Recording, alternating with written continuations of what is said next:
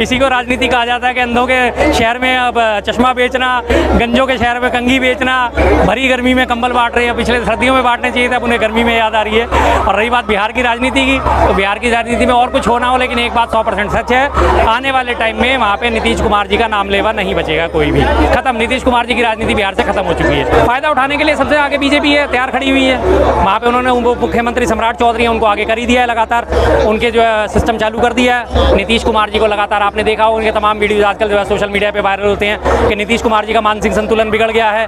कभी उनके जनगण मन चलते खड़े होते टाइम में वो वीडियो वायरल कर दी जाती है, कभी उनको वो पुराना विधानसभा का दिया हुआ भाषण वायरल कर दिया जाता है, कभी वो लेडी के साथ वाला जो सीन है वो वायरल कर दिया जाता है। अब उन्हें अल्टीमेटली ये घोषित करने की कोशिश शुरुआत हो चुकी है कि मानसिक संतुलन उनका गड़बड़ा चुका है। और दूसरी बात, बची कुछ जो कसर थी वो उन्होंने वक्फ बोर्ड में समर्थन देके वो खत्म कर ली है। अब आने वाले टाइम में बिहार में वो घुस नहीं सकते। मुसलमानों के बड़े वो खैर खवा बनते थे, टोपियां लगा लगा के इफ्तार पार्टियों में जाते थे, लेकिन आज उन्होंने वही मुसलमानों के पीठ में छुरा घोंपने का काम करा है। आज मुसलमान कम्युनिटी उनको जो है सपोर्ट नहीं देने वाली। देखिए, बिहार की राजनीति में तो फायदा फिलहाल एनडीए उठाता नजर आ रहा है। एनडीए के साथ ही है नीतीश कुमार जी, उन्होंने खुट्टे लाइन लगाई दी है। अब बीजेपी वहाँ पे पूरे जोर शोर से लग गई है, लेकिन अब इनका मुकाबला करने के लिए विपक्षी पार्टियों को साथ में आना पड़ेगा। तेजस्वी जी को, कांग्रेस को, और जो बची कुछ 2-4 पार्टियां वहाँ पे छोटी छोटी पार्टी और हैं, उन सबको सामने आना पड़ेगा, वरना बिहार भी बीजेपी के कब्जे में आ जाएगा। विपक्ष के नेता गए थे और वो पक्ष के नेता ने वहाँ पे जाके धुलाई करी है मंदिर की, गंगा जल से धुलाई करी। इसी बात से पता चलता है कि इन लोगों की मानसिकता कितनी नीच है, कितनी घिनौनी मानसिकता के साथ ये जो लोग जीने वाले हैं। एक तरफ हमारा पूरा देश और पूरा विश्व 21वीं सदी में जा रहा है, छुआछूत खत्म करने की तैयारी कर रहा है, और आज ये उसी चीज़ को दोबारा से रिपीट करने, जैसे आज से कुछ 100 साल पहले हमारे देश में छुआछूत की प्रथा लागू होती थी। जो दलित होते थे उन्हें हाथ में घड़ा लेके चलना पड़ता था, रास्ते पे पानी डालते हुए चलना पड़ता था, और पीछे पैरों के कदमों के निशान मिटाने के लिए उन्हें पीछे झाड़ू बांध के चलनी पड़ती थी कि ताकि उनके कदमों के निशान जो है सड़कों पे ना रह जाएं। ये हालत थी। आज वही हालत ये दोबारा से पैदा कर रहे हैं कि कोई व्यक्ति अगर आज मंदिर में जा रहा है तो मंदिर में जाने के बाद उस मंदिर को गंगा जल से धोया जा रहा है। तो इसी बात से इनकी नीच मानसिकता का पता चलता है कि ये लोग किस तरह के हो चुके हैं। एक तरफ मुसलमानों के साथ विरोध करते करते आज ये अपनी जातियों में ही विरोध करने पर उतारू हो गए हैं। अल्टीमेटली होगा यही, आपस में ही लड़ झगड़ के मरेंगे ये लोग। ये देख लीजिए कितनी गरिमामय मुख्यमंत्री हमें मिली हैं, कितनी शानदार मुख्यमंत्री हमें मिली है। उनकी भाषा के स्तर से उनकी मानसिक स्थिति का और उनके संस्कारों का पता चलता है। एक मुख्यमंत्री, एक पूर्व मुख्यमंत्री के लिए कैसी भाषा का इस्तेमाल कर रही है। और उसके सामने जो बैठे हुए थे मिस्टर मानक गुप्ता, जिनका नाम तो मानक गुप्ता है लेकिन उन्होंने मानक क्या स्थापित करे हैं, जिस चीज़ के लिए हमारे देश को आज कहा जाता है कि 180 देशों के प्रेस फ्रीडम इंडेक्स में हमारे देश का नंबर 163वां है, तो वो इन्हीं मानक गुप्ता जैसे लोगों के सामने है, जिन्होंने एक बार भी इस चीज़ का विरोध नहीं करा कि आप पूर्व मुख्यमंत्री के लिए कैसे शब्द का इस्तेमाल कर रही हैं। और वो ठहाके लगा रहे थे इस बात को लेकर, जो उन्होंने टोटी चोर का शब्द इस्तेमाल करा था। और रही बात मुख्यमंत्री जी की, इससे पहले कि आप उनके ट्वीट उठा के देखिए, तमाम लोगों के लिए, उनके केजरीवाल साहब के लिए कैसे कैसे ट्वीट करे गए थे। अरे भैया, राजनीति मतभेद का स्थान है, मनभेद का स्थान कभी नहीं है। आप मतभेद हमेशा रखिए, मतभेद रखिए, जितने मर्जी मतभेद रखिए। ये गलत है, ये सही है, ये गलत है, ये सही है, आप लगातार समर्थन करिए, जन समर्थन करिए, लेकिन किसी के साथ गाली गलौज न करिए, किसी की मान मर्यादा का उल्लंघन मत करिए। ये आपको नीचता का पराकाष्ठा पे लेके जाती है, ये आपकी नीचता दिखाती है कि आप इस तरह के जब शब्दों का इस्तेमाल करते हैं तो आपकी नीचता का, आपकी परवरिश का ये उदाहरण देती है। सबसे बड़ा कंगना रनावत ने बोला है चांद में निशान हो सकता है लेकिन मोदी जी में कोई निशान नहीं है। बिल्कुल जी, बिल्कुल। कंगना रनावत जी को मैं अपील करता हूँ, सूखा नशा करना बंद कर दें। और अगर आपको किसी नशा मुक्ति केंद्र का संपर्क नहीं मिल रहा तो आप नेट पे डालिए, बवाना में और रिठाला में, दिल्ली में हमारे 3-4 नशा मुक्ति केंद्र हैं, जाइए, थोड़ा सा इलाज कराइए, आपको पता चल जाएगा क्या है। चांद में दाग हो सकता है, मोदी जी में दाग नहीं है। अरे आप बात करने की शुरुआत करिए, 2002 के दंगों के आरोपी कौन थे? बीबीसी ने जब इनके ऊपर डॉक्यूमेंट्री बनाई थी, उस बीबीसी के डॉक्यूमेंट्री को बैन कर दिया गया था। आप दाग की बात कर रही हैं? किस तरह के दाग की बात कर रही हैं? आज पूरे देश को उन्होंने जो है कर्ज के दलदल में डुबो दिया है, आप दाग की बात कर रही हैं? 67 सालों के इतिहास में भारत सरकार के ऊपर कर्जा मात्र 55 लाख करोड़। मोदी जी आते हैं, सत्ता संभालते हैं, आज 225 लाख करोड़ से ऊपर कर्जदार कर दिया देश को। ट्रम्प की नीतियां देखिए, देश में लगातार भूचाल आने वाला है। अभी पीछे 18 लाख करोड़ के करीब जो है लोगों का, निवेशकों का पैसा डूब गया मोदी जी की नीतियों की बदौलत ही तो डूबा है। आज 4000 स्क्वायर किलोमीटर जमीन हमारी चीन कब्जा करके बैठा है। 2019 से हमारी कैलाश मानसरोवर की यात्रा बंद पड़ी है। हिंदू करने वाली 24 घंटे पार्टी हिंदू करने वाली, आज हमारे कैलाश मानसरोवर तीर्थ यात्रियों को वीजा नहीं मिल पाता। कितने बढ़िया मोदी जी हैं ना, कितने शानदार मोदी जी हैं, कितनी बढ़िया दाग है मोदी जी के। अरे सर, समझाने की तो बात ही नहीं है मोदी जी की। आप बात ऐसा है, मीडिया ने उन्हें पूरा मोदी जी को हवा बना रखा है, विश्वगुरु, कथित विश्वगुरु, कथित विश्वगुरु।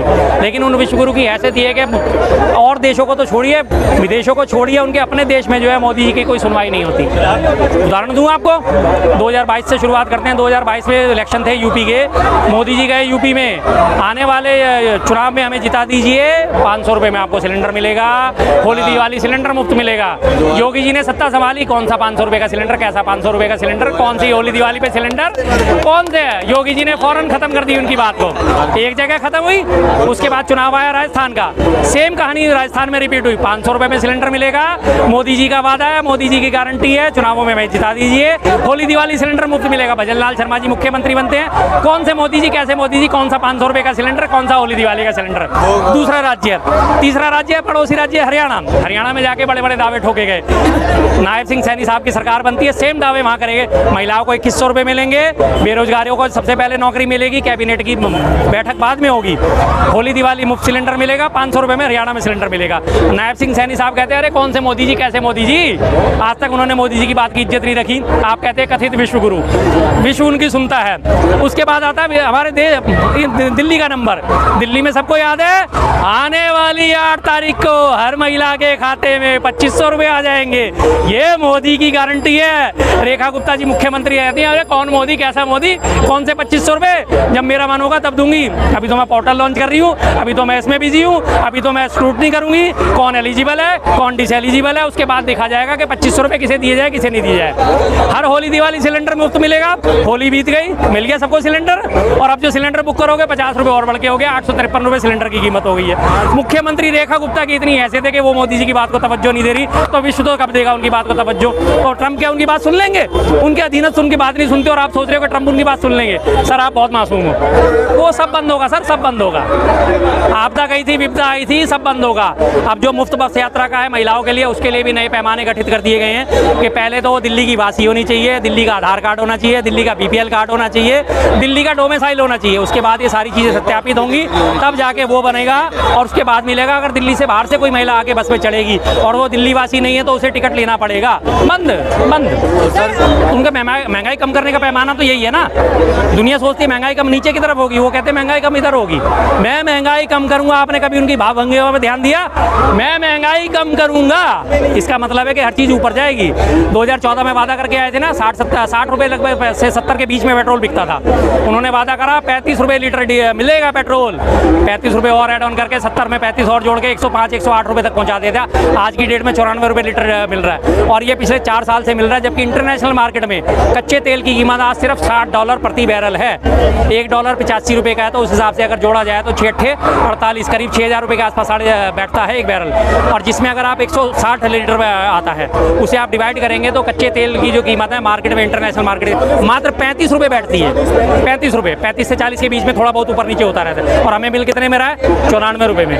कर दिया कम महंगाई। बाहर निर्यात करते हैं श्रीलंका को, उन्हें सस्ता दे रहे हैं। हाँ वही है ना, उन्हें पता है कि हमारे देश में तो हमारे भक्त हैं मौजूद जो कहते हैं अरे पेट्रोल 500 रुपये भी हो जाए तो भी हम खरीद लेंगे। लेकिन वो भक्त हैं कैसे? साइकिल से चलने वाले, पैदल चलने वाले। तो वही मैं कहना चाहती हूँ कि जनता तो खुश है ना सर, जनता बार-बार जिता ही रहे हैं, तो फिर क्यों जनता को कम करना है? देखिए ये मुद्दा बहुत पुराना है कि जनता जिता रही है, जनता नहीं जिता रही। EVM में जो है वो जिताती है, जनता नहीं जिताती। EVM के बारे में आपने देखा होगा, अभी पीछे संजीव खन्ना साहब के पास फिर से रिट याचिकाएं लगी थी, उन्होंने क्लियर मना कर दिया, मैं इस पर सुनवाई नहीं करूंगा, 100% VVPAT का मिलान नहीं होगा। और ऐसी याचिका कई बार दाखिल हो चुकी है। अब अगर आपने याचिका दायर करी तो आपके ऊपर जुर्माना लगा दिया जाएगा। एक पूरी जो आधी आबादी देश की वो कह रही है कि VVPAT की गिनती होनी चाहिए या बैलेट पेपर से चुनाव होने चाहिए, लेकिन एक अकेले BJP और उसके सपोर्टर कहते हैं नहीं, EVM से चुनाव होंगे। EVM का जनक देश जो है जापान, वो इसको खारिज कर चुका है, स्विट्जरलैंड खारिज कर चुका है, अमेरिका खारिज कर चुका है। बड़े बड़े तमाम देश जो है टेक्नोलॉजी में हमसे बहुत कहीं आगे हैं, वो इन चीज़ों को खारिज करते हैं, लेकिन उन्हें पता है ना कि हम आज इसका फ़ायदा उठा चुके हैं, तो BJP से खारिज करने को तैयार नहीं है। इसलिए जीतने का तरीका सिर्फ उनके पास एक और है, और दूसरा तरीका उनके पास जो है सबसे बड़ा, वो है हिंदू मुसलमान, बस।